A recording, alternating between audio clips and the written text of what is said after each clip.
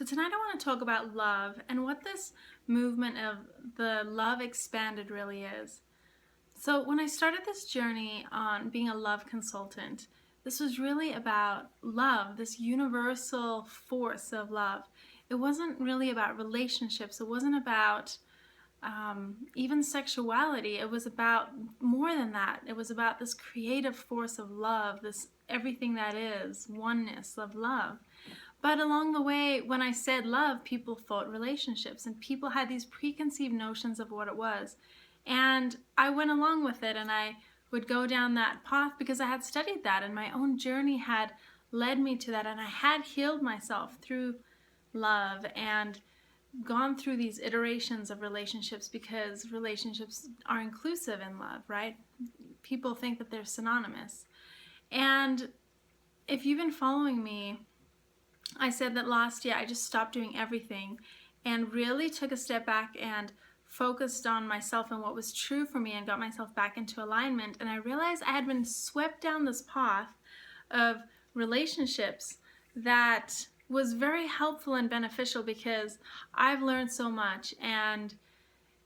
But in that learning, I realized that what it comes down to is love. It's about aligning yourself. It's about self-mastery. To have a good relationship, the more you've mastered yourself and overcome your own obstacles and your own darkness and integrated and balanced the dualities within yourself, the healthier you are and the easier it is to relate to another person. And you can relate to someone from a pure place instead of a place of attachment and all these other things that we call love that really aren't love. And so tonight I went to this meditation and it was on heartfulness, and it reminded me of what I've been doing the last few weeks is meditating on love. I've wanted to expand my own love practice.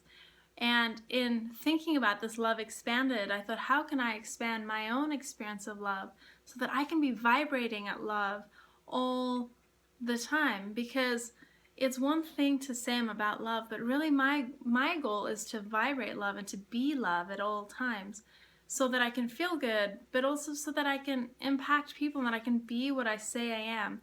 Because even if I didn't do this, this is my personal goal in life, is to be love as much as I can. And so in our meditation tonight, he was talking about how the heart emanates vibration and how the heart actually emanates electromagnetic impulses that can be measured scientifically, and that the heart and the brain both do this, but the heart is so much stronger. In fact, it emanates 15,000 times stronger than the brain electromagnetically, and this impulse can be measured in other people. It can be measured in their thought patterns as well as physiologically. Just another reason that by vibrating love, you're already impacting people with the vibration that you're putting out. Why not have it be something positive and something conscious, right? So, and in doing the meditation, I was filled up, my heart was filled up, and I was feeling that emanation go out. And when we spoke in groups afterwards, no one else had experienced that, and they were talking about this. And I really think it's because I've been cultivating the ability and focusing on love and expanding that love in my heart. And I want to invite you to do the same too, if you have a meditation practice already, to incorporate that into it. And if love is something you want in your life, if you desire to have more love, if you desire to attract a partner into your life, if you desire to be in love, a lot of times we're not in love. Even if we have a partner, we feel empty inside. We feel like there's something missing, like we're always having to search, fill ourselves up, eat, drink, sex, whatever it is to fill that void inside of us. This is a way to fill up. It's a way to fill the space inside, and not only fill it up, but radiate it out. So if you don't have a meditation practice already, it's just as easy as closing your eyes and being still and centering yourself and focusing on your breath. When, like all meditation, allowing the thoughts to move through you and not be stuck on any one. But for me, when I do it, I will focus on my heart center, and I'll just focus on love and whatever that is for me, whatever comes up for me. and allow it to expand within myself. And that's actually how I got the idea of meditating on love, because I was, I guess, meditating on love, but having it be a practice for the rest of the year. So what if you meditated or just concentrated and focused on love once a week for the rest of this year? How would your life be different?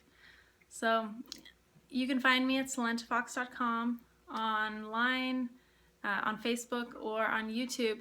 If you want more of this ideas about love, I'm going to be expanding on this, Love Expanded, but also on how to integrate this so that you can step into your life with this, so that when you have this practice and you're emanating it and you're cultivating it, that why do you do that? So that when you step out of meditation, you have this energy to you, so that there's a spaciousness to when you get triggered by something, that you have time to come from a loving place to make a decision instead of just react. And so I'm doing this because I need help doing it too. Have a wonderful day and stay connected.